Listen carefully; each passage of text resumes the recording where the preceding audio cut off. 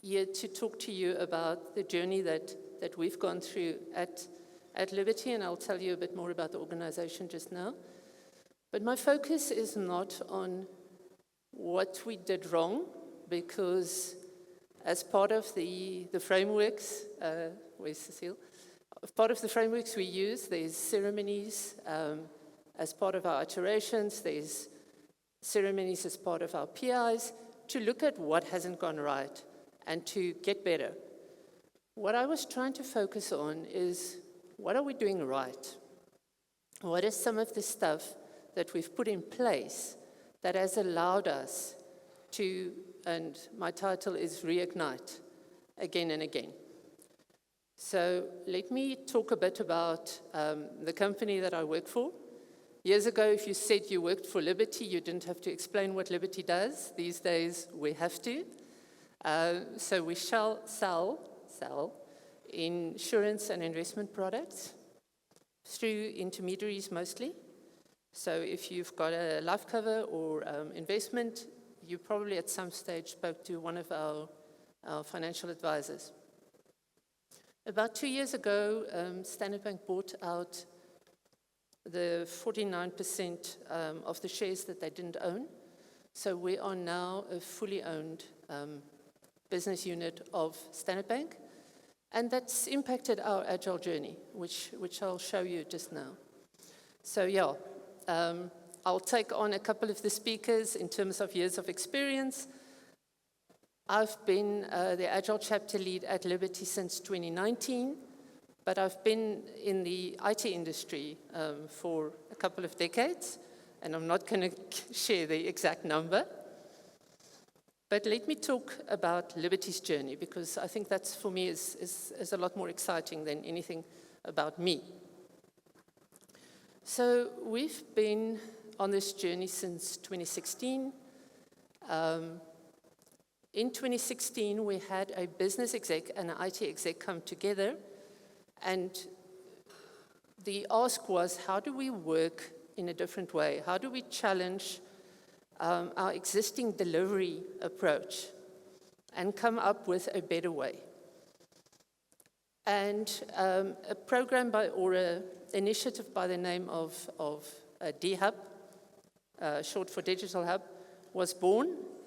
One of the people sitting in the room was very much part of that. Christina was one of the sort of founding members of that. And what the aim was there, we were working with McKinsey, and it was, let's create this exciting space outside of the normal IT or delivery areas where we can explore, run hackathons, have cross-functional teams working together,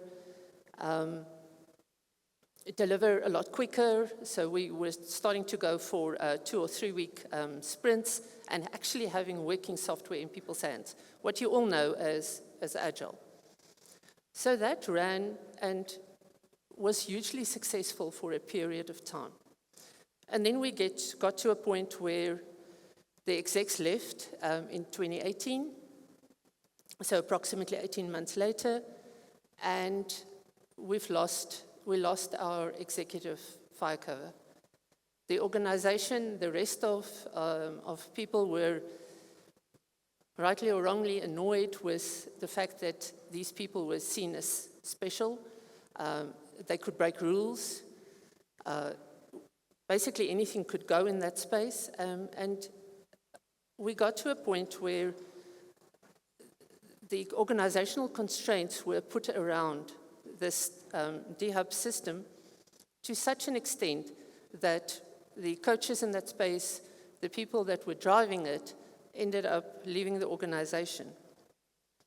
And we got to a point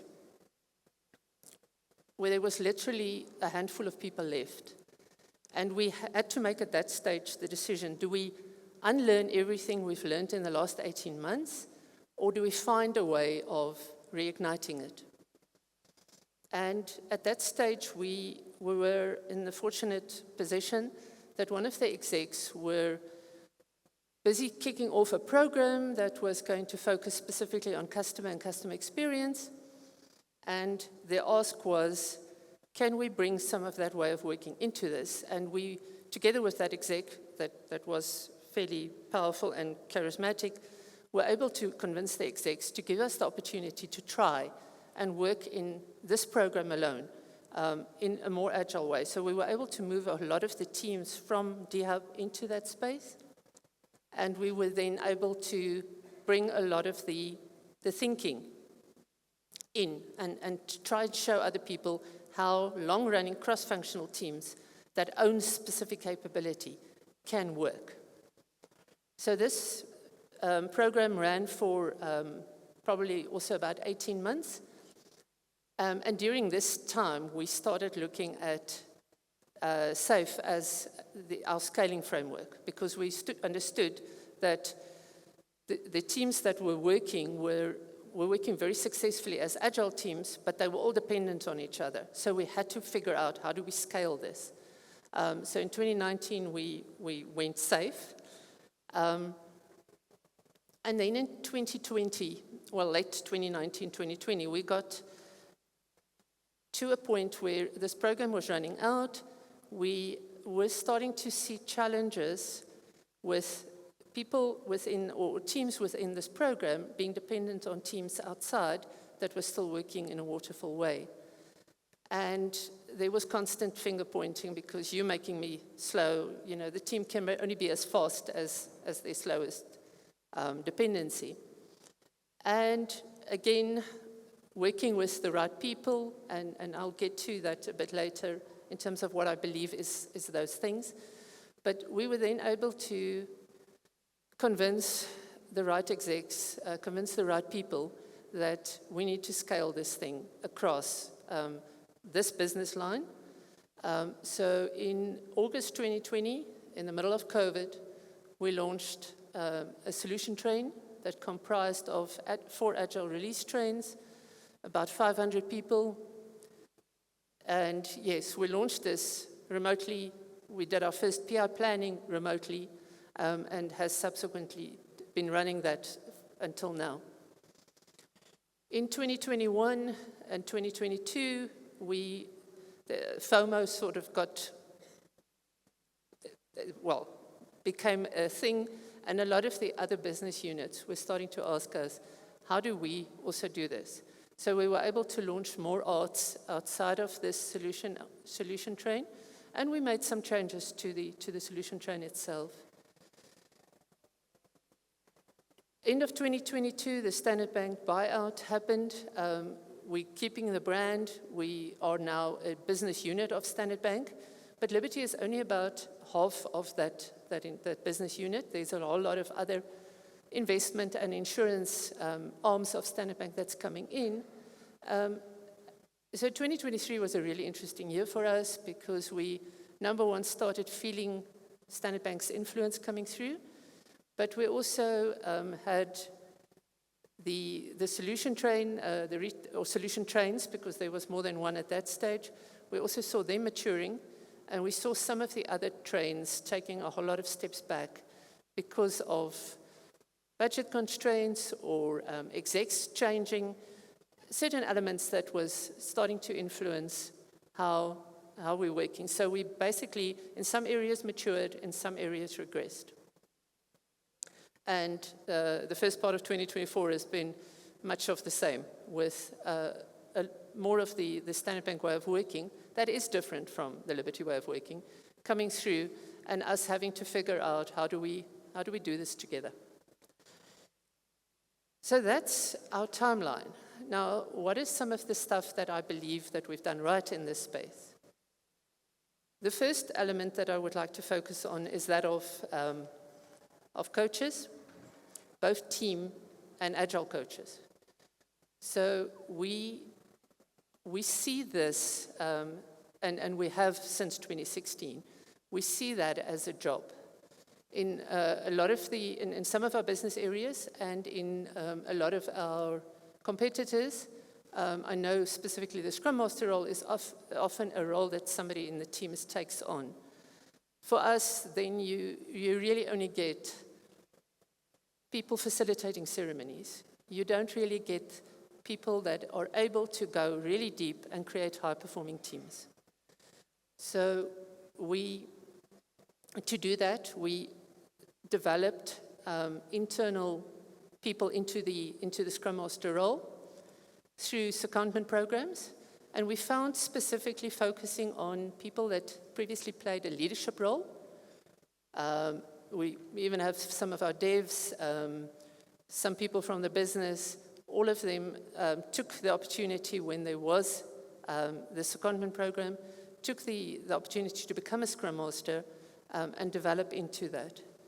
Some of the more experienced Scrum Masters were developed into Agile coaches, and we ended up with having quite a number of them. Now, the internal guys gives you a lot of value. They've already built relationships. They have institutional knowledge. They know how to get stuff done. So when they have to help the teams with impediments, etc., they're really good at getting that done. What we really like and what really works for us is to complement that with some external people, and we've reached out to the likes of Bias on a regular basis in panic. We need some Scrum Masters, we need some Agile coaches. Can some of your consultants join us? There's a couple of people that worked with us as part of that I've met up earlier with today. And those external guys we use, or we ask often, to help challenge us. Because if you're in an organization, it's so easy to get pickled, I think is the right word. You stop thinking about stuff. And suddenly a consultant asks, how do you get this done? And your answer actually makes you think, but why is it like this? And how do we change it? So that combination we find is incredibly powerful. And then the last point here is we don't believe in the Agile coaches and the Scrum Masters owning the transformation or doing this for the company. We believe in walking the journey with ideally with all the teams, but in practice, you actually walk it with a lot of influential people in different spaces. And those people are basically these leaders. So that's the second element that I would like to focus on is why it worked in our space, why we were able to, in 2018, go reignite this and not completely lose everything we've done. In 2020, continue and scale this is because we had charismatic leaders at exec and senior management level that was able to convince people, teams, execs, etc., of this way of working. If you marry that with the coaches that's showing the how, you've got a very powerful way of working. Executive support, for me, is absolutely fundamental. The photo that you see here is of David Munro, that was the CEO of Liberty at that stage. He's the one on your left.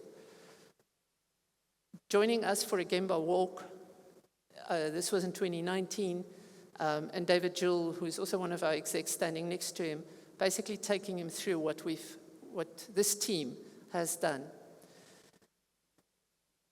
David Munro was, when we launched the Solution Arts in 2020, was calling himself the solution manager of that art. In practice, I don't think he actually understood what that meant.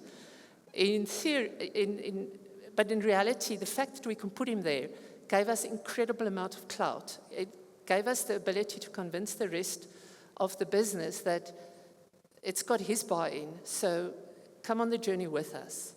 And a lot of the barriers that was up came down because of that. You also need to constantly have discussions and talk to people at senior and middle management level and make sure that you identify those champions, is an overused word, but it's a good one, that actually understands why this could benefit them and the company. Because your middle management is often the group of people that is the one that makes this a really difficult transformation, because they can often push back and make everybody's lives really, really difficult. And then I'll pick this up just now, but product managers and product owners, we see this as a role. So people come in and move out depending on what we're doing at that stage. But the critical element here is that they can give this enough time. We see failure where you've got a product owner that wants to do this in addition to running a team, and they see this as that other piece of the job, where we can get our product owners to give at least 50% of their time to the product owner role. We can see the difference that it makes in the quality of what people are doing.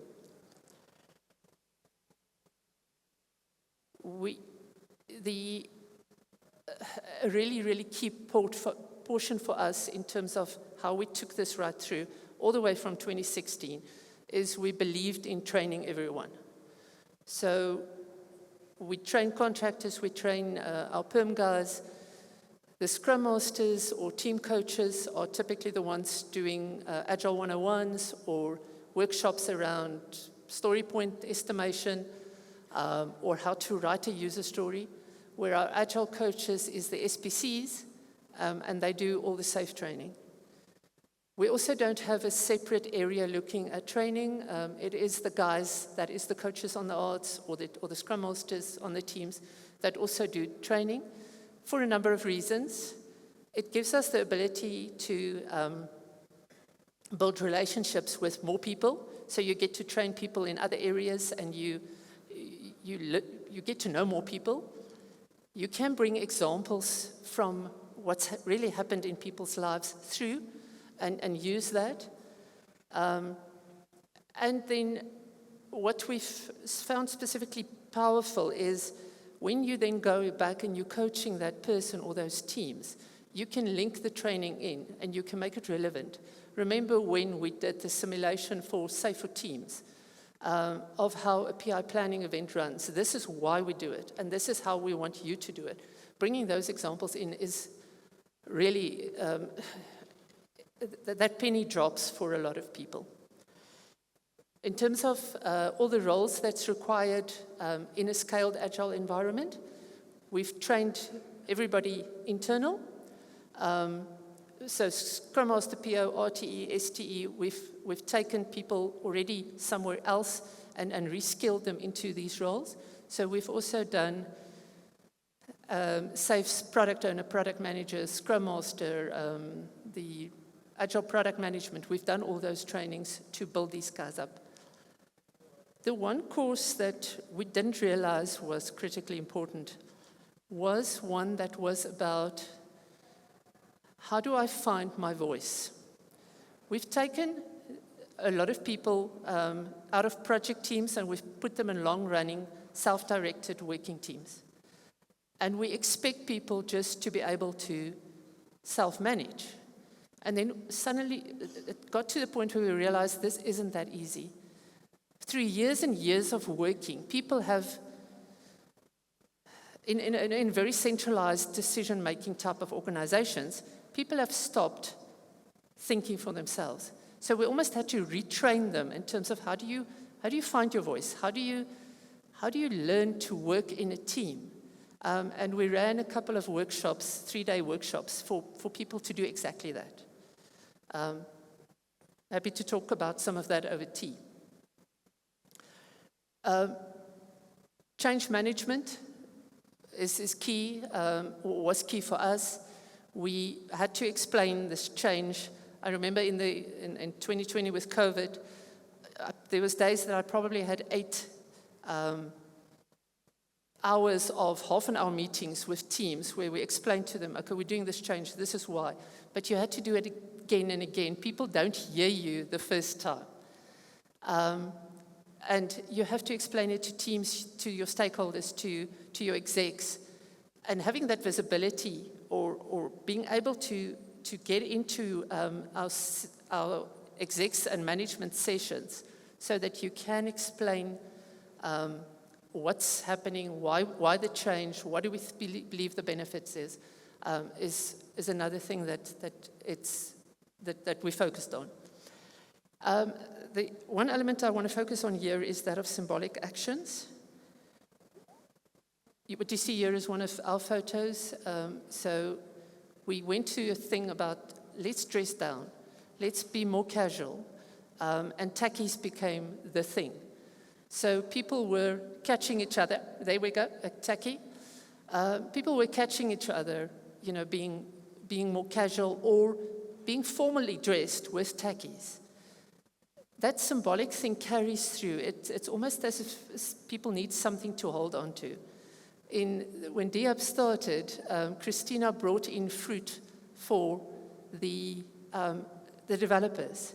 And so you didn't just have the execs that got, you know, free fruit and free coffee. That symbolic action, that actually is quite small if you think about it, changes the way people think. So for me, that was one of the magic moments. And then my catch-all, other elements to focus on.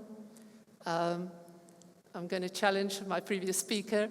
I believe we can use tools like Jira to sit with people and coach them on, we use this tool or we set up this tool this way for these reasons. Yes, if you need to change it, let's do that. But often that gives you the opportunity to challenge some of their thinking through some really good questions. And then constantly focusing on learning and unlearning. Workshops, brown bag sessions, lean coffees, bring all of that through. And that is me. Thanks, guys. Any questions? Questions. Everyone's hungry, what? Everybody wants lunch. Chris, you are only allowed one question per conference. Okay. Thank you very much. I do apologize. I've been asking a lot of questions. I'm trying to discover things. I'm from Discovery. I do apologize for that. Teresa, I just remember fondly the excitement and the high energy that existed. I was part of the teams over there. But my question is, how do you sustain that, especially given that we're working remotely? How do you sustain that excitement and that, you know, I think because there was novelty around it, but people get used to the smell and, you know, it sort of dies down a bit. How do you keep on sustaining that? Yeah, and for those that don't know, Chris was always the MC at all our events, which is why he knows about the excitement. It was really difficult. I think when COVID just hit, the focus was initially on how do we just work together in a remote way. But for me, this is again where the team coaches, the Scrum Masters and the Agile coaches came in. They were able to find ways. We've got a new symbolic action. You come in with camera on. So as a team, we're constantly encouraging and driving that. It's you know, it's small things, but finding those, using Mural, making sure that the teams have ways of sharing. And Chris, it really is about finding those coaches that can come up with creative ways of doing exactly that. I've got a couple of examples, but I'll share that with you when we've got a moment.